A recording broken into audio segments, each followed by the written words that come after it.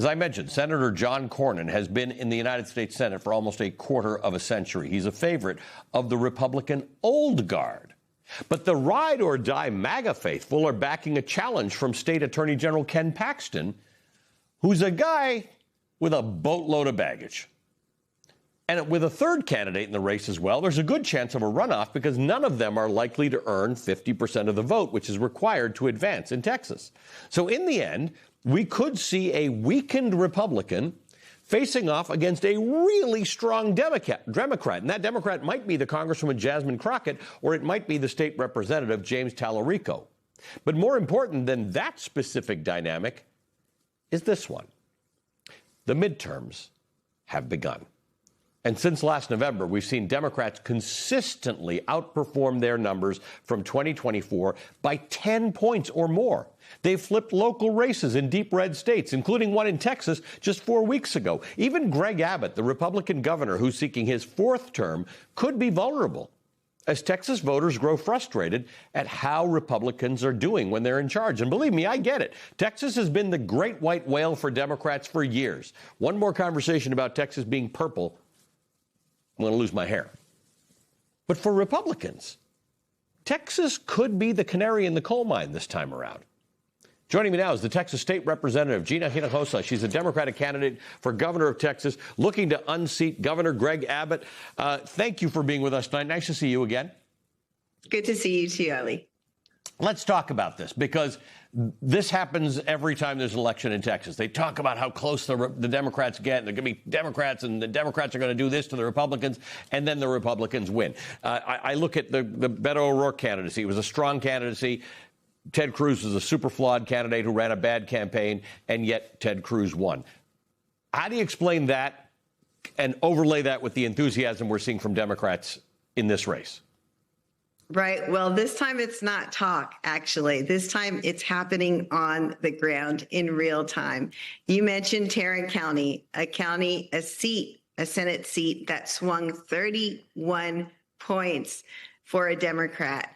Aside from Tarrant County, there was Cy-Fair outside of Houston that flipped 3 school board seats against big money book banners. We have Robstown that flipped the mayor's seat. We have Leander that flipped the mayor's seat. These are all traditional Republican suburbs in Texas. And just within the last couple of months, these are flipping. It's happening organically. Timing is everything. Yep. And people are so tired of politics as usual. So look at Tarrant County, 30 points, right? And Republicans were saying, well, these special races, you know, turnout is smaller, outside money comes in. But it was 30 points. It wasn't even close. And that's the thing that we're looking at here. If you combine the voter frustration with the voter enthusiasm, voter turnout for advanced voting in Texas is way higher for Democrats. It's way up. It's up by 200,000 over the last similar race. Republican turnout's up by, I think about 6,000 or 8,000. That's right. Republicans are in trouble. They knew they were in trouble in Tarrant County, and there was nothing for them to do about it.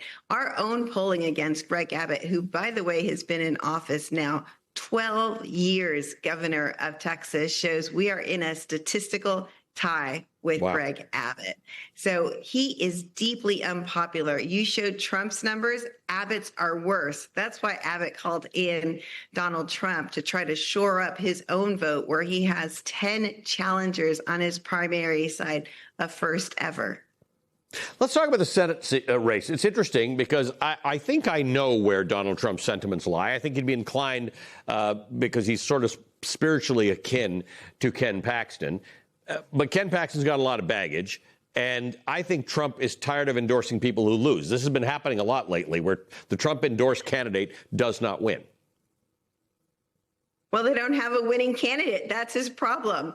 He wants to go with the winner, but there's not one who is currently running on the Republican side. This is the Republicans' problem in Texas. After 30 years of Republican rule, Texans are ready for change. We hear it all over this state. I'm in South Texas, where Trump won in the Valley, where I'm from. And the enthusiasm is through the roof. People are showing up. We just had people wait for hours to take pictures with us. Wow. Democrats running for statewide office. Let's talk about Democrats running for statewide office. You got two major candidates for Senate. They're different. They got different backgrounds, different approaches to things. They're both very popular. One of them's got to get 50%. We're not sure how that'll work, because if you don't get 50% in Texas, you go to a runoff. It's driving enthusiasm. Probably a good thing for Democrats to have two good choices. The Republicans don't have that problem in Texas right now. That's right. We have an embarrassment of riches on our side. And both James Talarico and Jasmine Crockett are good friends of mine. Both can beat whoever emerges as the Republican on the Senate side. But yes, people are engaged. People are showing up. There are rallies all over the state. We're barnstorming the state until Tuesday, the primary, and people are showing up. It is full on election season in Texas. Yeah. And ironically, that's making it full-on election season in the whole country, because everybody's watching how this is going to play out. When you're watching in Texas, and that Texas is a nail biter, it means the country is in an interesting place.